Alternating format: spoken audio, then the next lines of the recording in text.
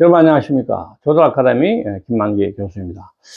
오늘은 그 다자개발은행에 대해서 좀 말씀을 나누고자 합니다. 다자개발은행이라 하면 소위 영어로는 이제 Multilateral Development Bank라고 그러는데, 개발은행 하면 좀 쉽지 않은 그런 개념이죠, 그죠? 그래서 개발은행은 가장 쉽게 이해할 수 있는 아시아개발은행 생각하시면 됩니다.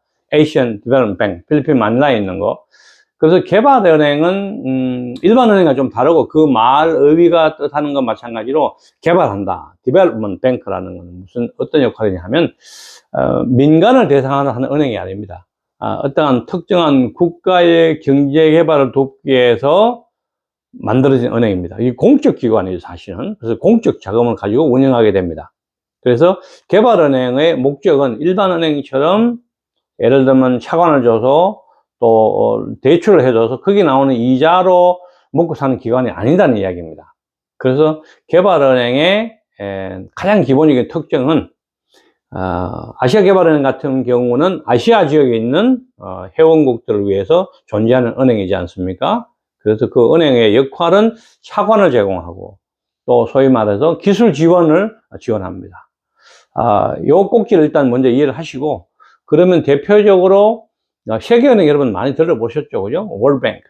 월드뱅크가 워싱턴 DC에 있는 월드뱅크가 어떻게 보면 이 개발은행의 가장 큰 형 역할을 한다, 이렇게 생각하시면 되겠습니다. 그래서 세계은행은 그 말이 뜻하는 것처럼 전 세계를 커버하는 그런 개발은행이다, 이렇게 생각하시면 될 것 같고, 그 다음에 이제 지역별로 나눴습니다. 아시아는 아시아개발은행, 또 유럽은 유럽부흥개발은행, EBRD가 있고, 아프리카는 아프리카 개발은행이 있죠. 아프리카 전체 지역을 나누는 개발은행이 있고, 라틴 아메리카 소위 말하는 남미는 미주은행이 있습니다.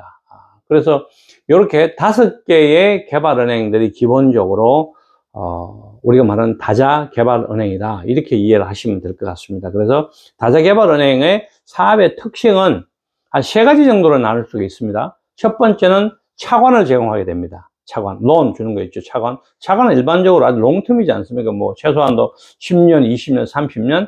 그래서 이런 개발은행에 차관을 주고 이런 사업을 활성화하는 하나의 같은 맥락으로 만들어진 게 바로 수출입은행의 EDCF입니다. 우리가 90년도 초에 이제는 이제 돈을 받던 입장에서 공유국으로 바뀌었지 않습니까? 1992년에. 그래서 그 이후에 우리나라 지원으로 개발도상국에 우리가 사실은 경제 지원을 해주는 목적으로 차관을 제공하게 됩니다. 우리나라가 이런 EDCF 같은 이런 수출입은행의 역할을 한다는 것은 정말 우리의 경제가 얼마나 성장을 했는지를 반증할 수 있는 좋은 한 예라고 볼 수가 있겠습니다.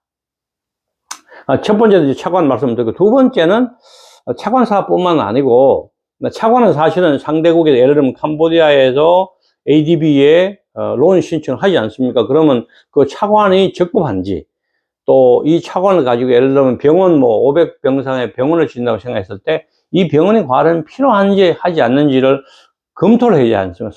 소위 말해서 사업 타당성 조사를 해야 되겠죠? 그래서 need assessment라 그러죠. 그래서 feasibility study, 타당성 조사를 할 때는 차관 금액으로 하는 게 아니라 ADB의 자체 자금으로 운영하게 됩니다.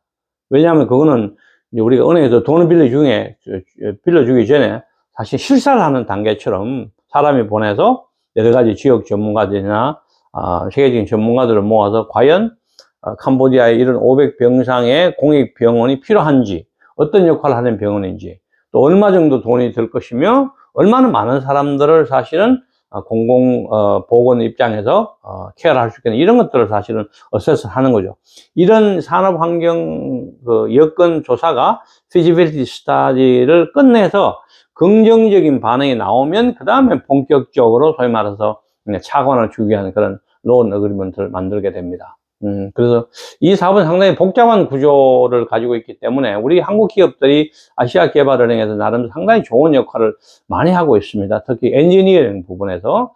세 번째 사업 꼭지가 바로 자체 조달입니다. ADB도 3,000명이 넘는 이런 인원들이 일을 하기 때문에 자체적으로 필요한 다양한 형태의 용역이나 제품들이 있지 않겠습니까? 그래서 그 조달 꼭지가 물론 큰 금액이 아닙니다만 그래도 상당히 적지 않은 금액들을 사실 구매를 하니까 이것들도 아주 관심을 가지고 있다고 볼 수 있겠습니다. 그래서 다자개발은행은 소위 말해서 Multilateral Development, MDB라고 우리가 표현하죠. Multilateral Development Bank. 그래서 MDB라는 표현, 다자개발은행은, 물론 지역별로 많은 그런 Regional 다자개발은행이 있지만, 전 세계적인, 규모를 갖춘 것들은 세계은행, 월뱅크, 그 다음에 미주개발은행, 아프리카개발은행, 유럽보험개발은행, 아시아개발은행이 있다.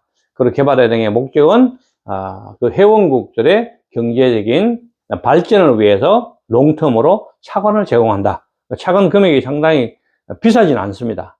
그리고 두 번째 사업의 영역은 이런 차관을 실행하기 전에 사전 타당성 조사를 하기 위해서 진행하는 소위 테크니컬 어시스턴스에서 TA라 그러죠. 이런 이제 그 컨설팅 지원 사업, 사업 타당성 지원 사업을 지원하는 것들과 자체 조달 꼭지가 있다. 이렇게 이해를 하시면 되겠습니다. 오늘은 다자개발은행에 대해서 간단한 소개 말씀드렸습니다.